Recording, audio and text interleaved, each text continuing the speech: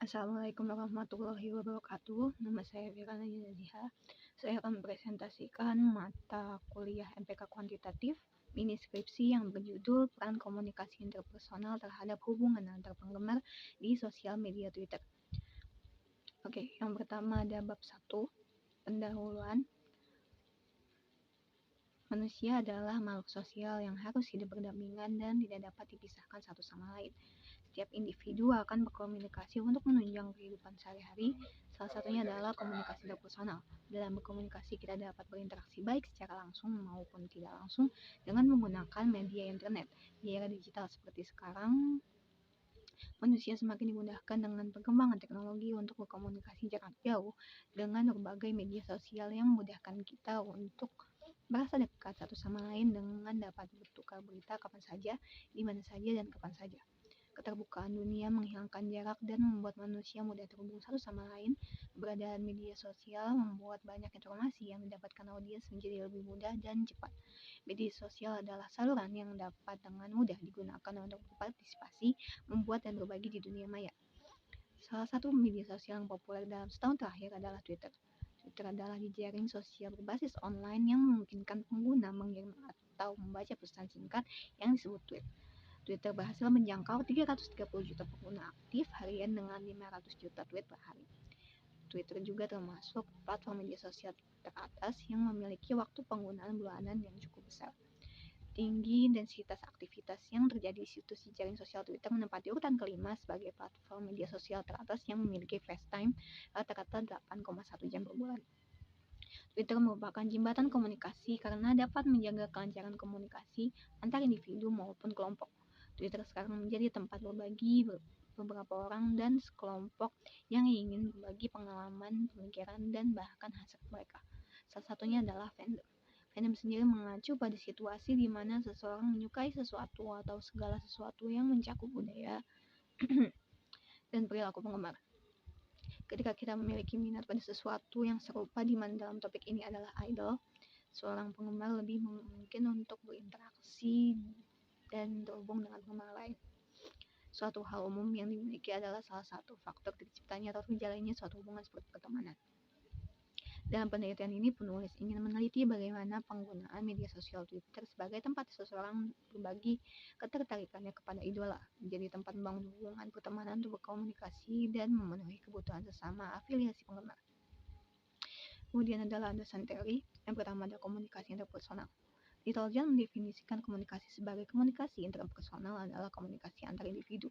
Untuk komunikasi interpersonal khusus ini, komunikasi diadik yang hanya melibatkan dua orang tatap muka, yang memungkinkan masing-masing pesertanya untuk menangkap reaksi orang lain secara langsung, baik secara verbal maupun non-verbal. Selain itu, menurut Richard L. dalam Budiana dan Ganiam menyebutkan 8 karakteristik komunikasi interpersonal. Yang pertama, komunikasi interpersonal melibatkan setidaknya dua orang. Selain itu, jumlah 3 orang yang dikenal sebagai kelompok terkecil dikenal sebagai triad. Komunikasi interpersonal dipahami sebagai komunikasi antara dua orang yang merupakan bagian dari kelompok yang lebih besar. Yang kedua adalah umpan balik. Umpan balik selalu hadir dalam komunikasi interpersonal. Umpan balik adalah pesan yang dikirim kembali dan oleh penerima ke pembicara. Yang ketiga, Anda tidak harus bertatap muka untuk komunikasi interpersonal yang telah terbentuk. Adanya pemahaman antar individu membuat kehadiran fisik menjadi tidak penting. Yang keempat, tidak harus memiliki tujuan dalam komunikasi interpersonal, tidak harus selalu disengaja dan dengan kesadaran. Sebagai contoh, kita bisa tahu seseorang begitu gelisah karena bisa melihat dari kakinya yang selalu bergerak dan bergeser. Kelima, menghasilkan beberapa efek. Komunikasi interpersonal dianggap benar jika pesan yang disampaikan oleh komunikator dapat menghasilkan atau berpengaruh. Yang keenam, Anda tidak harus melibatkan atau menggunakan kata-kata. Komunikasi interpersonal dapat terjadi secara non-verbal yang membuat komunikasi dapat berlangsung bahkan tanpa kata-kata. Pesan non-verbal seperti membelai kepala anak dan menyentuh kekasihnya dapat memberi makna yang lebih besar daripada kata-kata. Kemudian ada kebutuhan afiliasi. Menurut Kamus Lengkap Psikologi, afiliasi adalah kebutuhan untuk asosiasi persahabatan dengan orang lain. Pembentukan persahabatan mengambil bagian dari kelompok tertentu. Kerjasama mulai juga berpendapat bahwa kebutuhan untuk afiliasi berkaitan dengan kecenderungan untuk membentuk persahabatan dan bersosialisasi. Untuk berinteraksi erat dengan orang lain, untuk bekerjasama dan berkomunikasi dengan orang lain dengan cara yang ramah. McLean berpendapat bahwa kebutuhan akan afiliasi adalah kebutuhan akan dukungan dalam hubungan dengan orang lain. Hal ini menyebabkan perilaku langsung dalam hubungan dengan orang lain. Kemudian akan afiliasi cenderung bentuk persahabatan dan sosialisasi. Kemudian ada teori media baru. New media atau media online definisikan sebagai produk komunikasi yang dimediasi teknologi yang ada bersama dengan komputer digital. Definisi lain dari media online adalah media yang di dalamnya terdiri dari kombinasi berbagai elemen. Itu berarti ada konvergensi media di dalamnya, di mana beberapa media dibuat menjadi satu. Konsep pemikiran yang dihasilkan McLuhan dalam teori media baru ini adalah desa global dan media sebagai perpanjangan tangan manusia.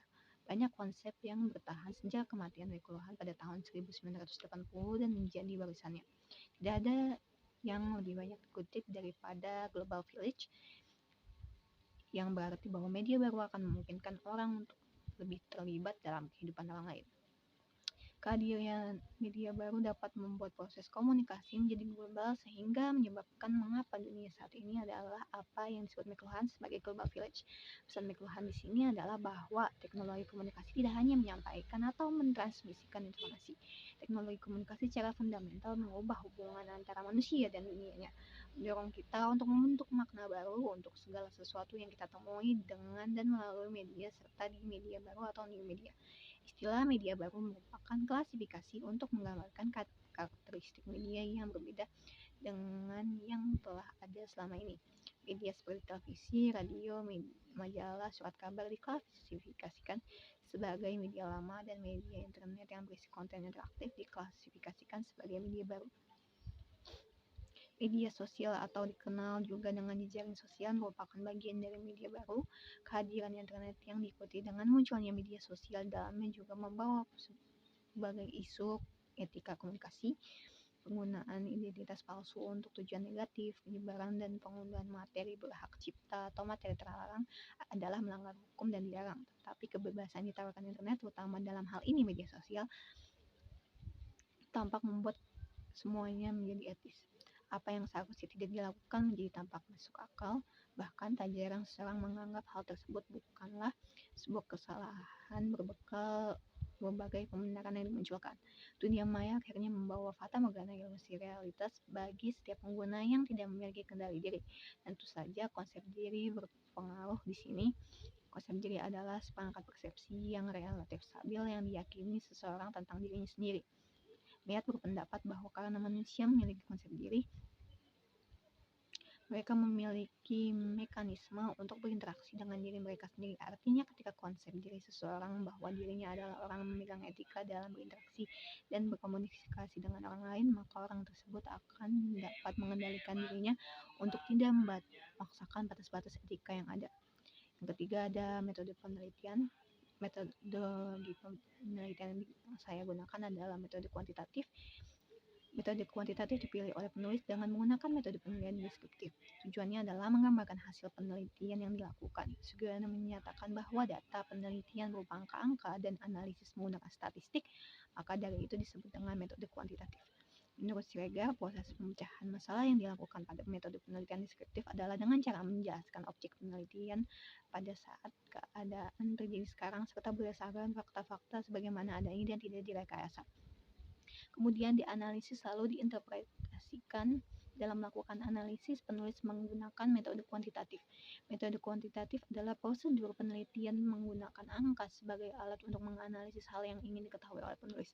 Dalam hal ini, penulis memilih untuk menggunakan data kuantitatif dengan alasan pada prosesnya dibutuhkan data-data dengan wujud angka, seperti contohnya yaitu hasil perhitungan dan hasil tanggapan responden yang dikumpulkan melalui kuesioner.